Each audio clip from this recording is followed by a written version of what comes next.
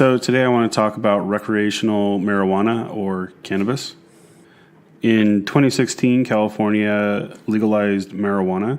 In doing so, they also created a green rush, the gold rush for marijuana.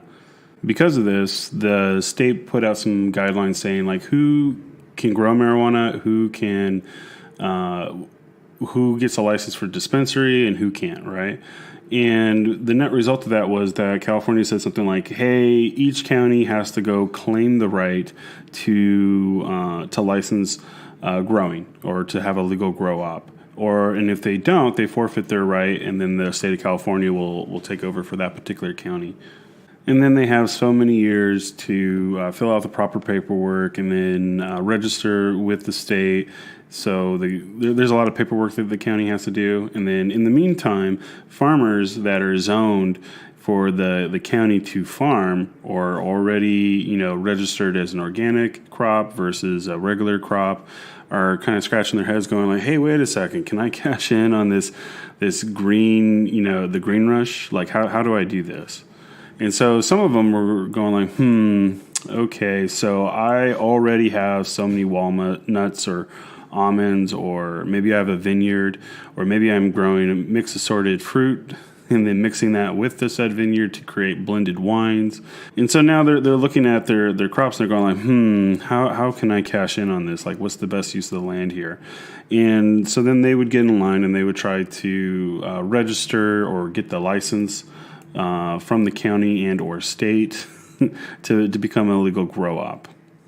But as always, there's a fine line between legal and illegal. So there's a lot of people that have been growing for decades now. A lot of them were like in Northern California or in remote places where you couldn't find them. Growing marijuana illegally, then trafficking it to a dispensary near you, probably in Oakland or San Jose or San Francisco, somewhere around where the techies are at and have disposable income for that sort of thing. But it would go all over the state, really. Even Stockton was thought to have had, because they went bankrupt in the 2008 credit crisis and the Great Recession, a lot of the warehouses that were used for storage, because like the port of Stockton is actually like one of the farthest places inland you can go with stuff from the Pacific Ocean. So it's much cheaper to ship stuff by boat than it is by train or airplane or truck. And then, you use small trucks or light cars or whatever for the last mile or two. But anyways, all the way up to Sacramento. I think Sacramento's the dead end, but which is why it's California's state capital. But Stockton is, I think, the farthest you can go in with like big boats, and then the water gets a little too shallow, so then you either have to transfer it to smaller boats in order to get the boat all the way into Sacramento. But anyways, I digress. In the port of Stockton, the city got a little too big for its britches and started investing in a whole bunch of infrastructure. And then when the credit crisis happened, the city went bankrupt. So then the cops were getting stiffed. The fire department was getting stiffed. The schools were getting stiffed. And so then this kind of created like a lawless sort of county or city. And different criminal elements will come in and either start robbing houses or selling drugs, or if you're a drug dealer, then maybe you get the wise idea that, hey, you know what, hard drugs creates hard crime or deals with like hardened criminals, whereas marijuana seemed like more of a petty crime. And so then they would like, hey, you know what, there's less competition, people aren't so crazy about it, and it makes a lot of money, but we just need to be able to source it properly. So bringing it across state lines wasn't a terribly great idea, so why don't we grow it? So then that's what they did. They would be in like Stockton, they would look for warehouses, they would put in a whole bunch of HVAC, heating, ventilation, and air cooling, and they would try to make it so that you couldn't smell the marijuana. So they would just use the HVAC or the AC system to suppress all smells. And then inside the warehouse, I mean, these are big warehouses. They put in the heat lamps and the light lamps and try to grow everything hydroponically. So they were trying to use as little water as possible, as little electricity as possible, while suppressing the smells of it, and so that they can go undetected. But a lot of people were able to figure out where they were just because these warehouses all of a sudden light up the grid. So they're like, let's just take a quick look at the PG&E meter here, and we could tell if this thing is operational or not. And if you look at the outside of it, if it looks like a dump and nobody's taking care of it, but on the PG&E meter, the electricity's going through the roof, and you can see some traffic coming in and out of it. You're like, it's probably a grow up, probably an illegal one, and nobody's really going to bother them too much because there's either somebody watching it, or there's the cops aren't interested in breaking it down because their pensions aren't even getting funded, or their police force is dramatically reduced. And so then a lot of these grow-ops would then be supplying Oakland or San Jose or San Francisco or Mountain View with their marijuana pretty reliably, it seemed like, because of the whole medical cannabis thing. So people would get legal cards for medical marijuana, then they would go to the dispensary and nobody would really ask too many questions. Where did you get it? And then the dispensaries had a lot of problems. So even though the dispensary was legal, the problem was banks aren't allowed to cash drug money. So like if you had an account and you're with Harborside or one of these dispensaries, then the feds could easily come swoop in, take your account, and then while they're at it, look at everybody else's account. And it became a huge liability for the banks, who already had a problem with the Fed from the 2008 credit crisis. And so they're like, okay, well, we don't really need this headache, so we're not going to bother laundering money. And if we do, we're going to do it illegally. We're not going to do it legally. So Harborside or one of these dispensaries like, no, we have to do everything legally. We're being hyper scrutinized, and we're trying to operate within the law, because if we don't, then our dispensary license gets revoked, and then we're back on the streets with all the other petty criminals. Also, the dispensaries also kind of viewed it as like a mission, like they really believed in medical marijuana and that it was doing good. So they wanted to be clearly operating within the law. And besides, they didn't want to have to run from the law. And because they wanted the law to enforce their license, because they're like, oh, yeah, this is a great monopoly.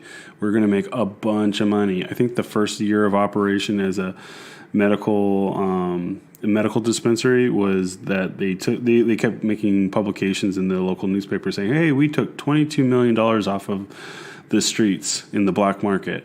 Aren't you proud of us? We just delivered a decisive blow to organized crime.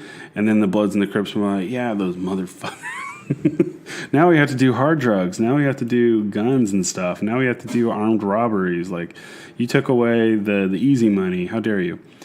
And so then this leads to the dispensaries looking for armored trucks to move large amounts of cash, because they would only deal in cash. They would have like safes at the dispensary where they would literally have to, keep everything under lock and key. And they weren't keeping great records. I mean, they would keep like register records, but they weren't necessarily keeping customer information. They weren't saying, oh, well, here's a credit card. This person ran through here like 20 different times. They didn't want to know. And also the customers didn't want them to know. So everyone was like, you know what, let's just validate the the medical license, and let's just do a quick cash exchange, and that's it. Like, I don't want to deal with this. So then, as they're dealing with these different Brinks trucks or whatever, they're realizing that, hey, this guy is only like paid $15 an hour. He doesn't have all his teeth. Maybe he has a guard card. Maybe he doesn't. Maybe he's armed. Maybe he isn't. But he's not exactly top quality, law enforcement here. So they're like, why don't we just hire real cops? Why don't we hire ex-Marines and Navy SEALs and Green Berets? Like, those guys know how to run gun properly.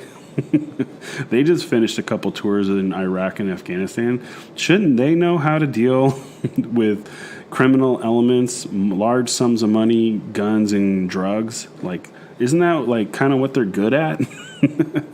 And so then all of a sudden you're seeing Navy SEALs running around in armored trucks and, just just loaded to the gill, just armed to the teeth. So you might be sitting in Oakland and you're like overhearing a conversation about Farmer John talking to Johnny Pots and Pans over there, ex Navy SEAL, about their drug trade or the business, air quotes.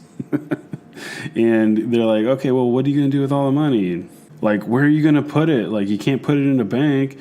And, people, you're just a walking target with all that cash. Like, what are you going to do? And then, like, one guy pipes up and might says, like, well, it's easy. You threaten their lives, point a gun or two at them, and then walk away. You'll be fine. It'll be great. Have a good time. Another guy might pop up and says, like, well, I just got a new Dodge Ram, but I need to go plate it. I need to put some armor plates or some skid plates on it. I just got it lifted. But what I really need to do is go get like 5 acres of farmland somewhere, put the house at the center. That way there's some land between the house and the street, and put a wall between that and some dogs. That way I could hear them coming, and you're like, what the fuck are you guys talking about, dude? Like, this is crazy. And then, on the other far side of the coffee shop, you might be hearing some tech dudes like talking about like, yeah, I just got my marijuana card and my startup just sold off last year or so, and I've been I don't know what to do with myself and la la la. And then one guy pipes up and goes like, you know what we should be doing? We should be selling drugs. Fuck tech, sell drugs. I used to say fuck tech, now I say sell drugs. And of course, they're like, well, the VCs aren't going to fund that. Everybody's saying that now. And, unless you have the dispensary or the grow, or the grow op, how are you going to supply the said dispensary? Like the all the prime real estate's already been taken. And then somebody looks around like, they used to say that about the taxi business. And then everyone's eyes light up. They're like, I know, Uber for weed. And then somebody gets real and they're like, Amazon could totally do the delivery business very easily. Why wouldn't Amazon do it? And it's like, well, because Amazon's already worth $1 trillion. Amazon's not going to go jump into illegal marijuana distribution when they already have $1 trillion business. I mean, they're just asking for trouble for the feds to come in and break them up due to antitrust. Same thing with Google. Yeah, Google could do it. Sure. Maybe they are. They're just not telling you. And maybe they already figured out, hey, why don't we just invest in some tech kids and let them take all the risk? And if they happen to make any money, we get all the money or the lion's share. So I know we could just do this through Google Ventures or, Teal Capital or one of these, other entities. And just do it like straight up bankers, let's be investment bankers. Why are we doing all the hard work? I mean, maybe we give them some tech, wink, wink. And then lo and behold, a month later, there's 5 or 10, startups, everyone's pitching Uber for weed. And they're like, why doesn't Uber do Uber for weed? And they're like, it's the same problem with Amazon and Google. It's like they don't need the oversight. They already got a $60 billion business. They're okay. So right now they're trying to crack Uber for food or whatever. But now you got all these Uber for weed guys, and then they're like, so then you're like the venture capitalist, or if you're listening in on what the VCs or the angels are talking about, they're going like, okay, so you're the 10th or 20th group of kids to come up to me and say you want to do Uber for weed. Does anybody have any original idea? Why are you the right guys to do Uber for weed? And then, some of the kids are like, well, we just did Yammer. Yammer sold to Microsoft for $1 billion. I think we know how to clone Facebook properly. They're like, you're right. You are the right guys to do it. And so then now you have I think they're called Ease is one of them. I think they're one of 10. And they say that they're making something like $120 million annually off of Uber for weed, i.e. Ease. And I'm just looking at it going okay, so we got Navy SEALs, Green Berets, Farmer John, bunch of cops, and, city councilmen, state officials. Everybody's looking at how to capitalize on the green rush. So I don't know. Even the doctors, right? The ones that were cashing in on this by handing out the medical marijuana cards were throwing down on this too. So it's like, well, everybody's in on it. I mean, the lawyers are just sitting there going like, go ahead, get caught. This means more legal cases for me. This will be great. And the cops are like, well, we'll fill the prisons back up with white collar criminals instead of blue collar criminals. I'm sure my pension will get funded that one way or the other. All the state has to do is just go seize those illegal funds and fund my pension. I'll see you guys around. And if they're not going to seize the funds through the bank or the whatever, then I guess we'll just have to tax the shit out of you guys, and my pension will be funded that way too. So I win again. Ha ha ha ha ha. And of course, the tech companies are sitting there going like Amazon's going like, well, we have this thing called AWS, Amazon Web Services. This is how most startups are doing their cloud. So unless you want to build your own cloud, I'm pretty sure you're going to use AWS. So why don't you go ahead and sign up for AWS and start your Uber for weed? And, while you're at it, why don't you, sign up for GitHub Enterprise? So then Microsoft, hey, we just bought GitHub. So you can give us all your code. That would be great. And by the way, we're going to make sure that GitHub works great with Microsoft Azure, Microsoft's cloud. We're the other $1 trillion company. So if you guys want to, get onto Azure and get onto our cloud, you're more than welcome to. We love to take venture capital money. And Google's like, hey, we got Google Cloud. We can do that too. And, So then all of a sudden the tech companies are still cashing in as the Uber for weed or the Ease guys start, spinning up servers and start, because they're not going to rack and stack them. And the more tech companies or startups go onto the cloud, then the clouds need to expand. So they're like, oh, well, we got a lot of people that depend on us. There's a lot of this venture capital money running through here, in addition to regular industry like pharmaceuticals, doctors, insurance companies, governments, power grids, and friends. So, hey, Dell, hey, HP, or IBM, or whoever makes the servers, like, send more servers, spin up more data centers. Let's do this thing. And when you really think about it, you're like, oh, okay, so this is just going to speed up. Like, things are going to get bigger and badder faster. They're just going to do it harder and faster. So, yeah, I don't know. It's going to be interesting to see how Uber for weed shapes technology. I'm sure there's going to be a lot of cybersecurity concerns there. I'm pretty sure there's going to be even more urgency around privacy and around payments or secure payments.